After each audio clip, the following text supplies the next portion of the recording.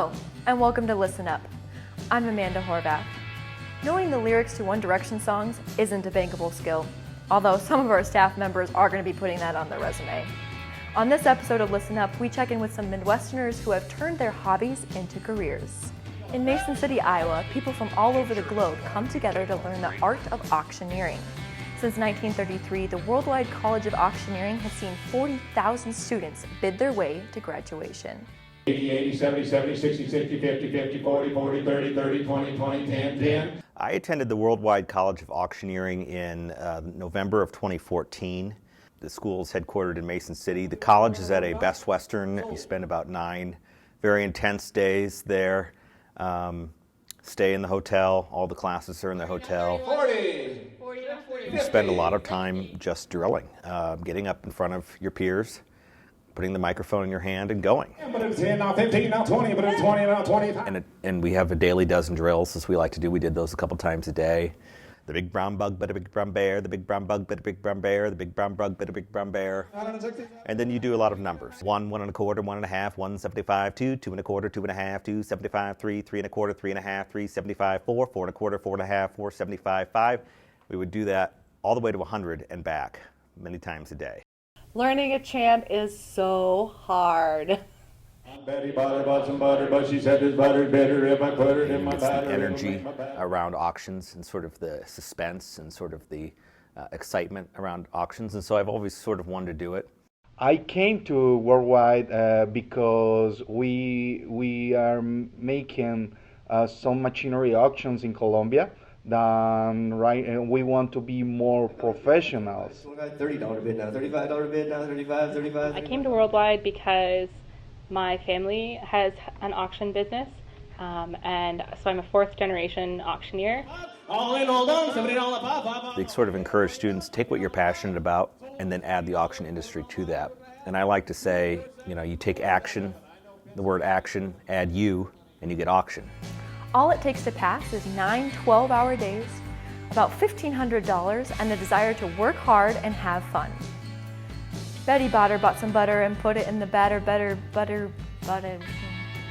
Betty Botter bought some butter, but she said this butter's bitter. If I put it in my batter, it will make my batter bitter. So she bought a bit of better butter, put it in her bitter batter, made her bitter batter better. So 'tis better Betty Botter bought a bit of better butter. So that's Betty Botter. Art comes in many forms. For a small-town Iowan, puppets are her way to be artistic. In the 40 years Eulenspiegel Puppets has been around, they performed in all of Iowa's 99 counties, 29 states, and 4 countries. So the train's coming into West Liberty now. We've been in West Liberty for about 20 years now, but we've been a touring company in Iowa for the last 40 years. Iowa and the surrounding states. We've performed in 28 states and 4 other countries, but most of our work is in Iowa and the surrounding states. In addition to doing just a lot of performing, we also do what we call community shows. We initially build them in West Liberty with members of the community, and a lot of times get some help from the community building them, and then also community help performing them, so they become a big event. And sometimes, not every year, but sometimes if it's a show that we particularly like, we'll build it so that we can tour it, and then we'll take it to other communities, and they'll hire us to do 3-day residencies where we teach the show to people in another community and then perform it.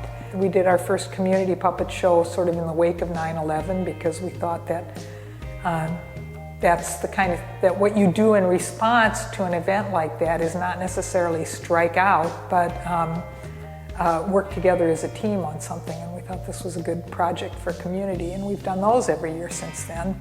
The Iowa State Arts Council, they heard about us and called us and asked us if we wanted to go to a school and make some puppets and do some puppet shows with kids, and we said sure. That's really probably what turned us into professional puppeteers, was doing that. I actually really like performing in the rural Midwest, and one of the things I like best is just discovering the oddities in that particular town. A lot of times people that live in a city or that live in a university town or something think that there's nothing interesting happening in small towns. It all happens in Dogtown.